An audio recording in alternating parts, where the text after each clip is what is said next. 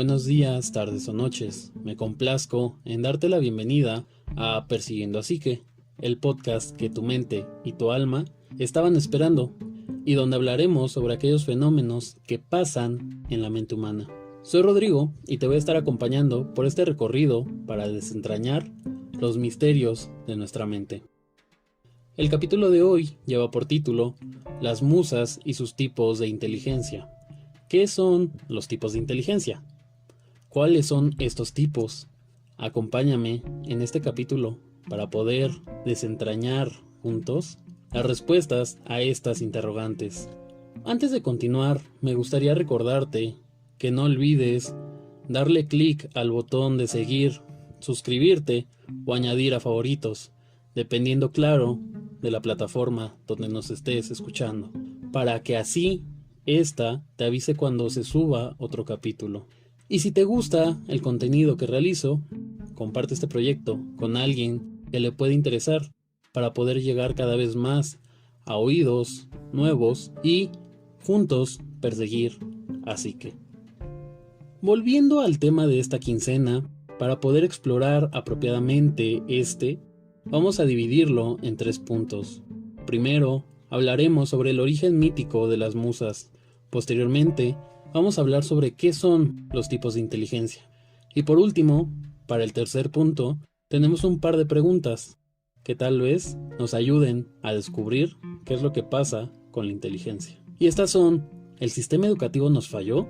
¿Qué es lo que pasa con la forma de enseñar? Dicho lo anterior, permíteme contarte una historia. Las musas son unas figuras míticas muy conocidas y que para los antiguos griegos eran muy importantes. Pero ¿por qué eran tan importantes? Es que ellas eran quienes les daban inspiración y creatividad a todos los seres humanos. Su origen mitológico señala que eran hijas de Zeus y de una titánide llamada Mnemósine. Esta era la titánide que representaba a la memoria y el recuerdo, y que casualmente también era la tía paterna de Zeus. Zeus y su tía tuvieron 9 noches de intenso ejercicio cardiovascular, engendrando en cada uno de estos a una diferente musa. Las musas pertenecían al séquito de un dios que también era muy importante para los griegos. Eran parte del séquito que pertenecía al dios Apolo. Esta deidad, recordemos, estaba encargada de las bellas artes, el sol y la música. Cada una de estas 9 muchachillas tenía un área en la cual se desempeñaba de forma increíble. La primera de estas se llamaba Urania y era la musa que representaba el cielo. En una mano llevaba portando un globo terráqueo y en la otra un compás con el cual medía las distancias. Esta musa estaba coronada por las mismas estrellas, aquellas que brillaban en el firmamento, y era una de las musas más hermosas que podían haber existido. A esta se le consideraba la musa regente de las ciencias exactas. Como dato curioso, se cree que esta tuvo un hijo junto con uno de los vástagos de Poseidón, y el cual, casualmente, fue asesinado por Apolo, ya que se comparó con este dios y su habilidad para tocar los instrumentos. La segunda musa se llama Talía, y aparte de cantar que si no se acuerda, no pasó, era una de las 9 musas. Esta era la musa de la abundancia y la poesía pastoril. Esta musa siempre estaba risueña y era de una mirada muy burlona. En sus manos cargaba con una máscara de la comedia y a veces, no siempre, cargaba con un bastón de pastor. Esta musa estaba coronada por las hierbas. La tercer musa se llamaba Melpóneme. Esta era representada como una mujer de ropajes muy finos, de mirada severa, y en sus manos llevaba una máscara trágica y en la otra un puñal ensangrentado. Se cuenta que esta tenía todo lo que alguien pudiera llegar a desear: muchos amantes, dinero, joyas, hasta una de las manteconchas que se escasearon hace un par de años. Pero a pesar de esto, Melpóneme no era feliz. Esta era la musa que representaba a la poesía trágica, y en algunos de los relatos era considerada madre de las sirenas. A continuación tenemos a Érato, musa de la poesía romántica. En sus manos sostenía una cítara, la cual es un instrumento musical muy parecido a la flauta o al clarinete, y se dice que este instrumento lo creó Hermes. Ella usaba una corona hecha de las rosas más hermosas que podía ver, y algunas veces se le representaba junto al mismísimo dios Eros, que si hacemos un poco de memoria, era el esposo y amante de Psique, aquella figura por la cual el podcast lleva el nombre. La siguiente musa se llamaba Calíope, musa de la poesía épica y la elocuencia. Era muy elegante y majestuosa. Usaba una ostentosa corona de oro, y por esto se le estaba por encima de las otras 8 musas. Ella en algún punto se enamoró del héroe griego conocido como Hércules, o mejor dicho, Heracles. De igual forma, junto a Zeus, su padre, engendró a los coribantes, bailarines que celebraban el culto a la diosa Frigia. Clio era la musa de la historia. Era una joven con una trompeta y un libro de historiador. Se le solía representar estando de pie en un globo terráqueo, estando siempre junto a ella un reloj de arena. Y esto representaba que la historia abarcaba todos los lugares y épocas. Euterpe, la siguiente musa, era aquella que estaba encargada de la música y la poesía lírica, creadora del flautín doble, y cuyo instrumento no soltaba ni para que le pusieran las uñas de Hellish. Esta usaba una corona de hermosas rosas, al igual que su hermana Érato. Olimpia era la penúltima musa, patrona de los cantos sagrados. En algunos mitos se cuenta que ella creó la agricultura. En otros se cuenta que quien creó la agricultura fue la diosa Deméter, deidad de la que en algún punto estaremos hablando. También es importante mencionar que Olimpia usaba un vestido totalmente blanco y solía ser representada meditando y llevando cadenas, representando el poder que la elocuencia podía llegar a tener. La última de nuestras invitadas, Persícore, la novena musa, era la encargada, o la regente mejor dicho, de la danza y la poesía ligera. Esta era una joven bastante ligera, coronada por una guirnalda de flores exquisitas. Ella era patrona de varios dones, pero curiosamente nunca se especificó cuáles eran esos varios dones.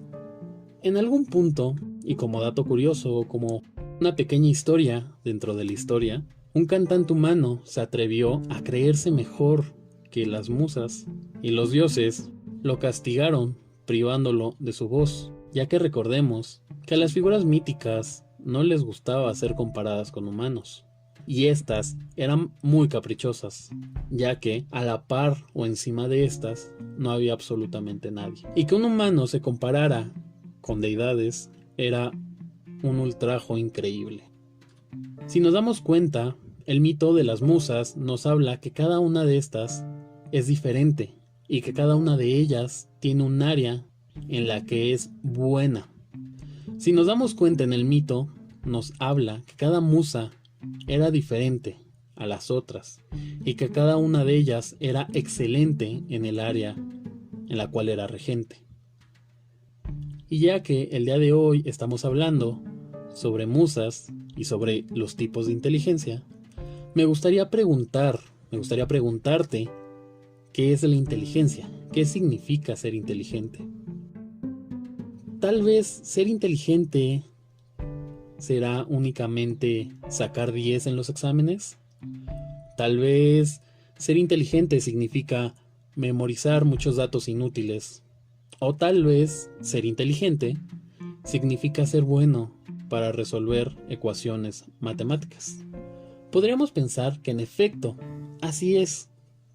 Podemos pensar que alguien inteligente tiene únicamente 10 en la escuela, que resuelve en un parpadeo ecuaciones matemáticas, y esta persona, aparte, conoce muchos datos inútiles que seguramente no puede aplicar en su día a día. Pero para dejar más en claro qué significa ser inteligente, hagamos una pequeña revisión sobre qué significa realmente ser inteligente. La inteligencia ha sido estudiada a lo largo de la historia humana, pero sobre todo ha sido estudiado a lo largo de la historia de la psicología, junto con la antropología, y se ha definido desde diferentes perspectivas, ya que es un concepto bastante abstracto.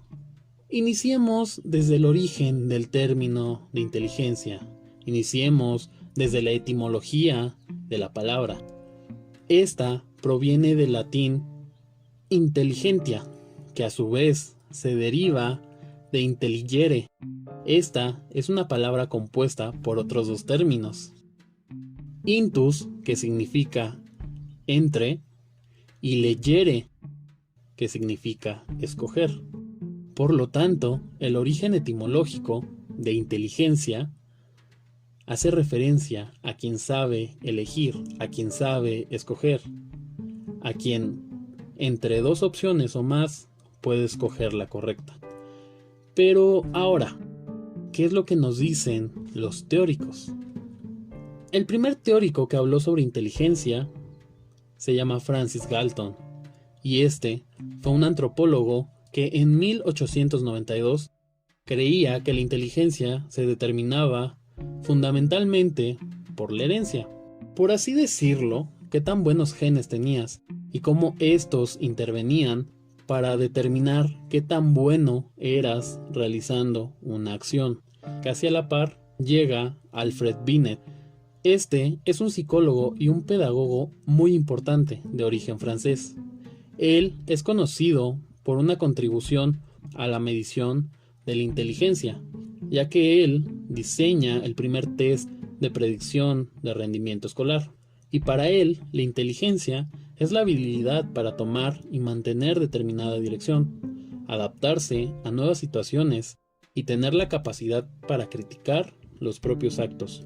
Dicho de una forma más sencilla, para Binet la inteligencia determinaba qué tanto porcentaje de éxito podía tener un niño al entrar a una escuela. Pero actualmente la inteligencia es un poco diferente, ya que esta se considera como una capacidad, que se considera como la capacidad de elegir entre varias posibilidades, aquella más acertada para la resolución de un problema. De igual forma, implica varios procesos mentales, como por ejemplo la memoria, habilidades cognitivas e incluso el poder llevar lo teórico, lo que se conoce, a lo práctico, lo que se vive. Al igual que las 9 musas y sus áreas de afinidad, las personas tenemos diferentes formas de ser inteligentes. Todas, todos y todes aprendemos y comprendemos el mundo de formas completamente diferentes. Y aquí entra Howard Gardner. Él se da cuenta que todos poseemos diferentes habilidades, y este descubrimiento lo lleva a concluir que el término inteligencia, que originalmente se implementó, estaba un poquito errado, pues no existe una sola manera de ser inteligente, ni existe la posibilidad de medir la inteligencia de alguien. El objetivo de Howard Gardner con la teoría de las inteligencias múltiples fue convertir la palabra de inteligencia a una palabra plural y describir al mismo tiempo las capacidades humanas distintas en funcionamiento de la inteligencia predominante. ¿Pero qué significa que sea una expresión plural? Hace referencia a la diversidad de las capacidades que una persona puede llegar a tener. Pero, ¿qué son los tipos de inteligencia? ¿O qué tipos de inteligencia existen? Como mencioné hace unos momentos, para este teórico, la inteligencia iba mucho más allá de solo ser bueno o malo en la escuela, como originalmente lo planteó Binet. Para él, la inteligencia se divide en diversas áreas. Tenemos, por ejemplo, la inteligencia lingüística, y esta es la capacidad para usar el lenguaje en todas y cada una de sus expresiones y manifestaciones. Las personas con inteligencia lingüística son muy buenas comunicándose e introyectando, o mejor dicho, comprendiendo ideas nuevas.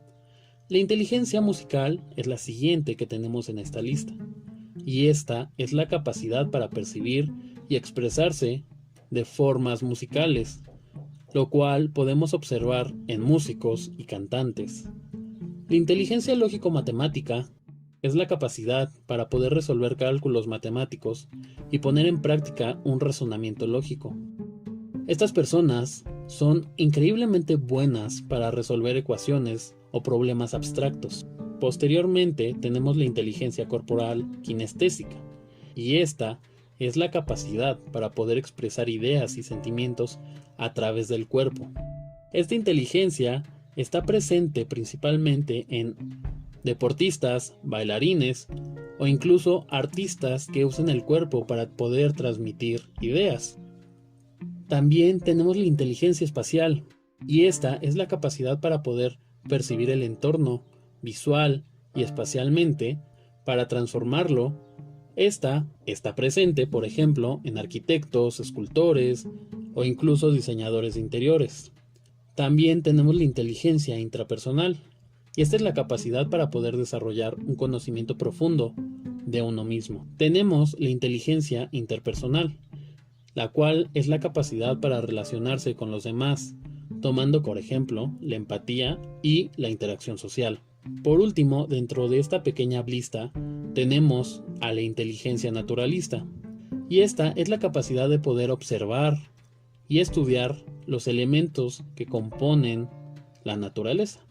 Gracias a esta inteligencia se pueden distinguir diferentes plantas, animales e incluso otros elementos que tenemos en la naturaleza. Es muy importante señalar que para Howard Gardner la inteligencia involucra la capacidad para poder resolver problemas, y si cada persona es un mix de diferentes tipos de inteligencia, y por ende cada persona resuelve sus problemas, aprende y comprende el mundo de formas totalmente diferentes. Y a este punto quería llegar desde el inicio del capítulo. En este momento me gustaría preguntarte, ¿qué pasa con la forma en la que nos enseñan? Digo, la educación tradicional se centra en un modelo específico de estudiante. Se basa en un perfil específico para la persona que quiere estudiar, generalizando así este perfil para todos los alumnos que estén dentro de este sistema. Esto crea que el alumno tenga que memorizar, mas no aprender, y deja a todas las personas que salen de este perfil fuera del proceso de aprendizaje. Tal vez no esté quedando muy claro, así que voy a poner unos ejemplos. Imaginemos que tenemos un estudiante cuya inteligencia predominante sea la kinestésica, y a este lo ponemos a resolver cálculos sentado, callado y totalmente quieto. ¿Qué es lo que va a pasar? Nuestro estudiante se va a frustrar, se va a aburrir y va a dejar la actividad a un lado. En este momento, seguramente el estudiante pensará que es malo en matemáticas y por ende pensará que no es inteligente. Y como hemos visto a lo largo del capítulo, esto no es cierto, ya que esta persona con inteligencia kinestésica va a aprender, va a resolver sus problemas y va a comprender el mundo de una forma totalmente diferente a una persona que es lógico-matemática. Usemos ahora el ejemplo contrario. ¿Qué crees que pase si ponemos una persona cuya inteligencia predominante sea lógico-matemática? Y supongamos que esta persona, a este estudiante, se le da fatal la inteligencia lingüística. Por ende, en este ejemplo, esta inteligencia es la menos presente dentro de su proceso de aprendizaje y entendimiento. A este estudiante vamos a ponerlo a exponer frente a muchas personas. ¿Qué crees que pasará? Seguramente se bloqueará, tendrá muchas dificultades para transmitir el mensaje de forma adecuada y creerá que no es inteligente debido a que no es un área que domine o no es un área a la cual esta persona sea afín. Ejemplos como este tenemos muchos dentro del sistema educativo. Y seguramente en algún punto de tu vida te ha tocado vivir algo parecido. Estar parado en un escenario, estar parado en un momento en el cual te hacen sentir poco inteligente, debido a que el perfil que se ocupa dentro del sistema educativo es uno muy específico. Y si no cumples dentro de estas expectativas, te quedas fuera del proceso de aprendizaje. Pero recordemos que todos somos diferentes, todos resolvemos los problemas de manera diferente y todos tenemos habilidades que dominamos más o menos. Y si la inteligencia no es un parámetro universal, y si cada persona tiene un perfil de inteligencia distinto, resulta evidente que los procesos de aprendizaje y su sistema de evaluación se deben valorar aspectos como, por ejemplo, la diversidad, las capacidades individuales, el entorno y el contexto cultural. Pero lamentablemente no es así. Lamentablemente el sistema educativo se quedó estancado desde hace muchos años. De hecho, si hacemos una pequeña revisión, nos daremos cuenta que en las escuelas tradicionales, por lo menos, se sigue evaluando y enseñando exactamente igual a como se hacía en la revolución industrial. Lo único que ha cambiado de ese momento a la fecha es que en teoría ya no golpean al alumno si no aprende, o ya no le ponen el sombrero de burro castigado si es que no logra aprender como el sistema quiere que aprenda. Alguna vez Howard Gardner dijo que el diseño de su escuela ideal del futuro se basa en dos hipótesis. La primera es que no todo el mundo tiene los mismos intereses y capacidades. No todos aprendemos de la misma manera. Y la segunda hipótesis es que en nuestros días nadie puede llegar a aprender todo lo que hay para aprender. Así como las musas son inteligentes en sus respectivas labores, en sus respectivas áreas, así las personas tenemos diferentes tipos de inteligencia. Y espero que a lo largo del capítulo hayas descubierto si alguna de estas inteligencias coinciden contigo, coinciden con cómo aprendes, percibes el mundo y cómo resuelves tus problemas. Estaría encantado de leer cuáles son los tipos de inteligencia que predominan en ti. Y si gustas compartirlo conmigo, puedes hacerlo a través de Facebook, Instagram o Twitter. Recuerda que en estas 3 redes sociales nos vas a encontrar como Persiguiendo a Psique. El mismo nombre del podcast es el mismo que va a tener las redes sociales. Para arrancar con el inicio del final, por lo menos de este capítulo, me gustaría decirte una frase. El error más grande de los siglos pasados en la enseñanza ha sido tratar a todos los estudiantes como si fueran variantes de un mismo individuo, y así sentirse justificados al enseñar las mismas materias de la misma manera. Esta frase la dijo Howard Gardner. Y como hemos visto a lo largo de este capítulo, todos, todas y todes aprendemos de diferentes maneras y cada uno debería aprender a su manera. Ya que recordemos que cada persona es un mix único y totalmente diferente a todos los demás. Un mix lleno de cualidades, habilidades y tipos de inteligencias. Por mi parte, no queda más que darte las gracias por tu atención a lo largo de este capítulo. Y me gustaría desearte que tengas un excelente día, tarde o noche. Y sin más por el momento, nos estamos viendo, o mejor dicho, escuchando en el siguiente capítulo. Adiós.